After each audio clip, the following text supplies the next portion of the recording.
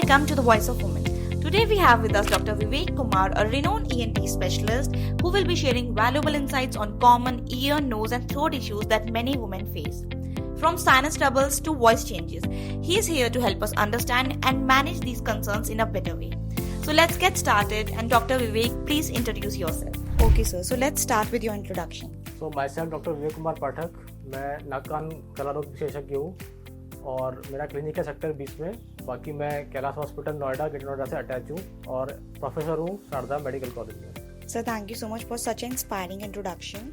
And sir अब पहले topic पे हम लोग बात करना चाहते हैं कि what is the most common health issues in women related two years. तो आजकल जो है वुमेन्स में हम खासकर इस परिवेश में, क्योंकि आजकल क्या है कि हेडफोन्स और ईयरफोन्स का यूज़ बहुत ज़्यादा हो रहा है, बहुत लॉन्गर ड्यूरेशन पे लगाते हैं, हाई इंटेंसिटी ऑफ साउंड्स कान की तरफ जाती हैं, जिसकी वजह से नॉइज़ इंड्यूस हियरिंग लॉस हमको देखने को मिलता है. तो सर ये नॉइस इंड्यूस हियरिंग लॉस होता क्या है, इसके रीजंस क्या हैं और इसका प्रिकॉशन और क्योर क्या हो सकता है? तो इसका टर्म में ही इसका नाम है नॉइज़ इंड्यूस हियरिंग लॉस. तो लाउड साउंड अगर बहुत लंबे ड्यूरेशन से हम कान के ऊपर प्रेजेंट करेंगे तो वो हियरिंग लॉस करती है. तो टिपिकली क्या होता है कि आजकल हम हेडफोन्स या ईयरफोन्स लगाते हैं और उसमें साउंड थोड़ा सा बढ़ा के रख लेते हैं, जिसकी वजह से जो इनर ईयर है, जो हमारा जो मेन सुनने की जो मोटर है, इसको हम बोलते हैं कॉक्लिया. ये स्नेल शेप में होती है, इसमें सेल्स होते हैं, आउटर हेयर सेल और इनर हेयर सेल. तो लाउड साउंड की वजह से ये जो हेयर सेल हैं वो डैमेज हो जाते हैं. तो अगर हम ये बोलते हैं कि अगर आप किसी ऐसे ऑक्यूपेशन में कि आपको लगातार हेडफोन या ईयरफोन का यूज़ करना है, तो बेटर है कि मोबाइल को आप स्पीकर पे कर लीजिए, वॉल्यूम को 50% रिड्यूस कर लीजिए. तो सर क्या ये सिर्फ वुमेन्स में ही देखा गया है या फिर आजकल के जो यंग जनरेशन है उसमें भी ये इशू बहुत ज़्यादा मिल रहा है? सब में है, मतलब फीमेल्स में भी मेल्स में भी, जो भी ऑक्यूपेशनल एक्सपोजर है लाउड साउंड का, उनमें ये देखने को मिल रहा है. तो सर कुछ ऐसी टिप्स हैं या कोई ऐसी ट्रिक्स हैं जो यंगस्टर्स या फिर वुमेन्स फॉलो कर सकते हैं ताकि उनको ये प्रॉब्लम ना हो? फर्स्ट ऑफ ऑल, अगर आपका ऑक्यूपेशन है कि आपको लगातार जो है हेडफोन या ईयरफोन लगाने हैं, उससे बेटर ये है कि आप जो आपका मोबाइल है उसको थोड़ा दूर रखिए, थोड़ा स्पीकर पे कर लीजिए और जो वॉल्यूम है उसको 50% रिड्यूस कर लीजिए. अगर हेडफोन यूज़ भी करना पड़ रहा है तो बीच बीच में आप इंटरवल ले लीजिए. जो साउंड की इंटेंसिटी है वो 40 डेसिबल से नीचे रखिए, 40 डेसिबल रखिए और 2 घंटे से ज़्यादा यूज़ मत कीजिए continuously. Right sir. So sir अब नेक्स्ट टॉपिक पे बात करते हैं which is about the old age people. तो हम लोग देखते हैं कि जब कोई भी इंसान जब अपनी ओल्ड एज में होता है तो उनको हियरिंग लॉस बहुत ज़्यादा होता है. तो उसके क्या रीजंस होते हैं, उसमें वो लोग क्या कर सकते हैं, अर्ली उसको कैसे डिटेक्ट करा जा सकता है और उसके लिए क्या उनके पास ट्रीटमेंट ऑप्शंस हैं? तो फर्स्ट ऑफ ऑल, क्योंकि हम फीमेल स्पेसिफिक बात कर रहे हैं, तो ओल्ड एज में खासकर हमने देखा है, मतलब एक टर्म होती है, उसको बोलते हैं प्रेस्बाइक्यूसिस, वो एज रिलेटेड हियरिंग लॉस. ये 60 साल की एज के बाद में, 60 के बाद हर किसी को होता है. और फीमेल्स क्या है, they are very very hesitant. वो आते ही नहीं जांच कराने के लिए कि हमको हियरिंग लॉस है, या उसको वो टोटली इग्नोरेंट रहते हैं उससे, मतलब. और अगर डायग्नोस होता भी है तो जब हम उनको एडवाइस करते हैं कि भाई आपको जो इतना हियरिंग लॉस हो चुका है, आपको क्या कहते हैं, ये हियरिंग एड यूज़ करने हैं, तो वो थोड़ा बहुत ज़्यादा रिडक्टेंट रहते हैं. तो खासकर हमने फीमेल्स जो एल्डरली एज ग्रुप में हमने देखा है कि वो हियरिंग एड यूज़ करने से बचते हैं. पर मैं आपको ये बता दूं कि अगर आप वही हियरिंग एड यूज़ करेंगे, जैसे मैं चश्मा लगा रहा हूँ, तो आपको सुनने में काफ़ी इम्प्रूवमेंट आएगा, आपकी क्वालिटी ऑफ लाइफ काफ़ी इम्प्रूव होगी. हमने देखा है कि जब हम फीमेल्स को हियरिंग एड जब फिट कर देते हैं तो उसके बाद में उनकी जो क्वालिटी ऑफ लाइफ रहती है, उसके बाद वो खुद ही बोलते हैं कि हमको काफ़ी इम्प्रूवमेंट मिला है इसके अंदर. तो सर जो हियरिंग एड होते हैं इसमें भी कोई वैरायटी आती है, कुछ सस्ते महंगे कुछ ऐसा भी होता है? तो इसके लिए बहुत wide range of hearing aids आते हैं. टिपिकली इंडिविजुअलाइज प्रोग्रामिंग होती है इनकी. तो मोस्ट कॉमनली यूज़ करते हैं बिहाइंड द ईयर, CIC और ITC इंटरनल, ये कुछ प्राइवेट टाइप के होते हैं. अभी इंडिविजुअलाइज करे जाते हैं. रिक्वायरमेंट क्या है? राइट सर, एक बहुत कॉमन टर्म है ऑटोस्क्लेरोसिस. सो ये हमने वुमेन्स में बहुत ज़्यादा देखा है कि होता है उनको. तो इसका क्या रीज़न है और क्या ट्रीटमेंट है और हम लोग किस तरीके से इसको प्रिवेंट कर सकते हैं? तो ऑटोस्क्लेरोसिस फीमेल स्पेसिफिक एक डिसीज़ है जो कि पर्टिकुलरली प्रेगनेंसी के टाइम हमको देखने को मिलती है. इसमें टिपिकली हेयरिंग लॉस होता है. तो कोई भी हेयरिंग एज ग्रुप में कोई फीमेल है जो आफ्टर प्रेगनेंसी उसको हेयरिंग लॉस डेवलप हो रहा है, तो हमको सोचना चाहिए कि उसको प्रेस्बाइक्यूसिस हो सकता है. तो सर क्या ऐसा भी होता है कि प्रेगनेंसी के ड्यूरेशन में होता है, प्रेगनेंसी जैसे ही हमारी हो जाती है, बेबी को बर्थ दे देते हैं, तो उसके बाद ही ठीक हो जाता है? नहीं, ये प्रोग्रेसिव डिजीज़ है। At the time of pregnancy ये डायग्नोज हो पाता है कि हियरिंग लॉस हुआ है, उसके बाद ये प्रोग्रेसिव है, मतलब प्रोग्रेसिव आगे हियरिंग लॉस बढ़ता चला जाता है। So sir, is there anything like कि मेनोपॉज या फिर आफ्टर मेनोपॉज भी ये चीज़ें बहुत ज़्यादा वुमेन्स के लिए अफेक्ट करती हैं इस वॉमिंग? प्रेस बाइक्यूसिस टिपिकली एज बियरिंग जो ग्रुप है 30-40 उसमें टिपिकली होता है ये, और ये प्रोग्रेसिवली हियरिंग लॉस डेवलप होता चला जाता है। सर, क्या हार्मोनल चेंजेस भी ऐसे हैं जो मेनोपॉज के टाइम पे हमारे हियरिंग को बहुत अफेक्ट करते हैं? हाँ, टिपिकली अगर पेशेंट को हाइपोथायरॉयडिज्म है, अगर हाइपोथायरॉयडिज्म है और तो वो टिपिकली पेशेंट को हियरिंग लॉस डेवलप होने की संभावना काफ़ी बढ़ जाती है। तो थायराइड एक ग्रंथि है जो कि गले में होती है, सांस की नली के आगे होती है, जो ट्रेकिया हम बोलते हैं, ट्रेकिया के सेकंड और थर्ड ट्रेकिया के सामने होती है, मतलब ऊपर होती है, और ये बटरफ्लाई शेप में होता है, डंबल शेप में होता है, और उसकी कनेक्टिंग एक ट्यूब होती है, उसको हम बोलते हैं एस्थमस।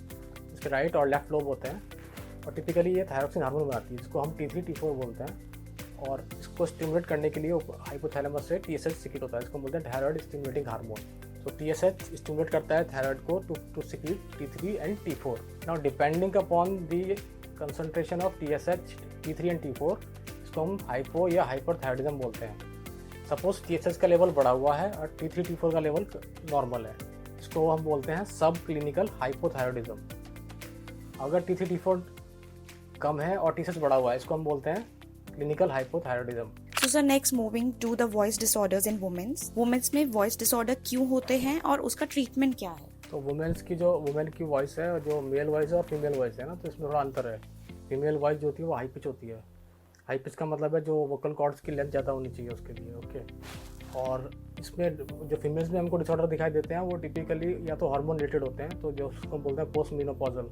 तो जब भी हार्मोन लेवल खासकर थायरॉक्सिन जब कम होता है बॉडी में, तो जो वॉइस है हॉर्स वॉइस हो जाती है, या फिर कुछ स्ट्रक्चरल डिफॉर्मिटीज दिखाई देती है, क्योंकि फीमेल्स का क्या है कि अगर वो दे शाउट ऑन द चिल्ड्रन, बच्चों पर चिल्लाते हैं वो थोड़ा सा, क्योंकि अब छोटे बच्चे होते हैं, तो इसकी वजह से वोकल कॉर्ड्स के ऊपर में नोड्यूल्स या पॉलिप फॉर्म हो जाते हैं। तो तो स्ट्रक्चरल डिफॉर्मिटीज भी हमको देखने को मिलती हैं।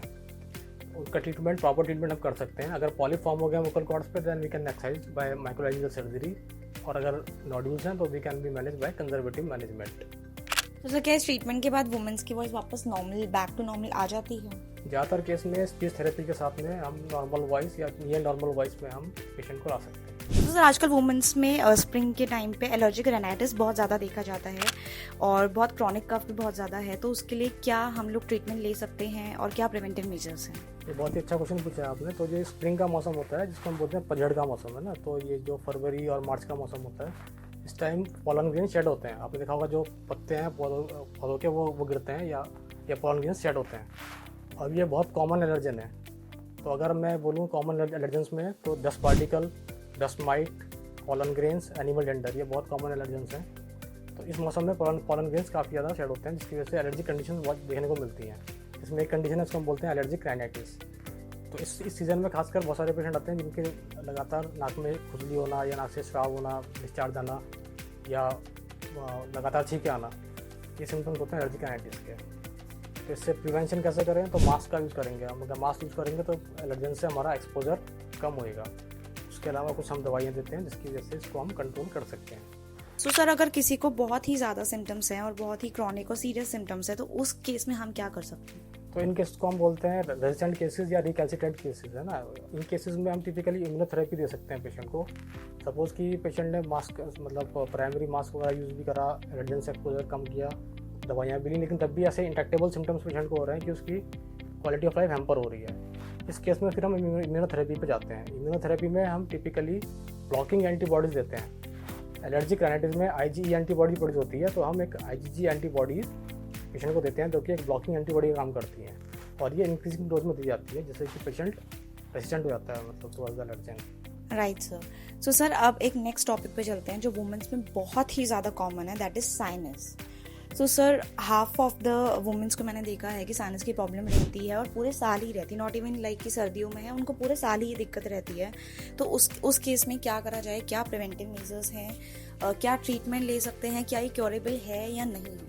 फर्स्ट ऑफ ऑल हमने देखा है ज़्यादातर जो फीमेल्स होते हैं वो सिम्टम्स को बताते नहीं है, तो सिर्फ बताएंगे कि हेडेक हो रहा है, ये सिर्फ इतना बताते हैं वो हेडेक हो रहा है ना।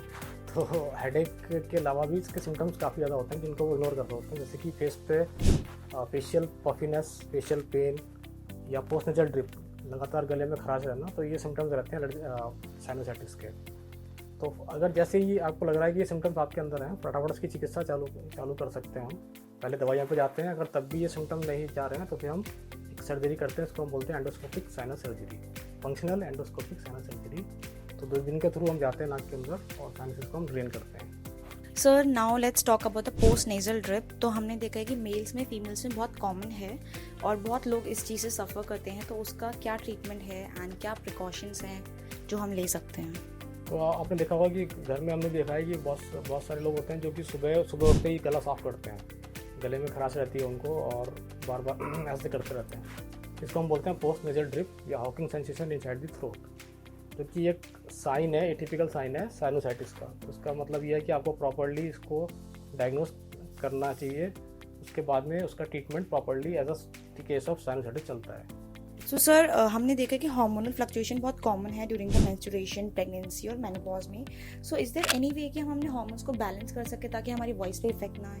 तो अच्छा क्वेश्चन है ये काफ़ी। तो अगर हाइपोथायरॉइडिज्म है पेशेंट को तो थायरॉक्सिन देना होगा।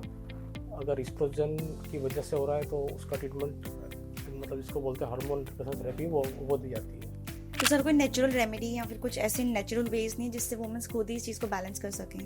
एक प्रॉपर चिकित्सा की जरूरी है, proper diagnosis, after that proper management है। सो सर प्लीज़ एक्सप्लेन करिए कि टॉन्सिल्स जो आजकल बहुत ज़्यादा इस मौसम में इन है तो वो क्यों होते हैं, क्या हम उसका ट्रीटमेंट ले सकते हैं? And along with that nasal polyps भी हमने देखा है बहुत ज़्यादा कॉमन है फीमेल्स में, तो उसका क्या ट्रीटमेंट है and how we can prevent that? First of all tonsil हर किसी को होते हैं, पर कभी कभी ये एनलार्ज हो जाते हैं साइज में, उसको बोलते हैं हाइपरट्रोफी ऑफ टॉन्सिल, है ना। और हाइपरट्रोफी ऑफ टॉन्सिल अगर सिम्टम कर रही है तो सिम्टम क्या कर सकते हैं वो, उसको हम बोलते हैं ऑब्स्ट्रक्टिव स्लीप एपनिया। तो उस केस में इसका मैनेजमेंट जरूरी है, मतलब, है ना। अब वो भी अगेन मेडिकल है और सर्जिकल है।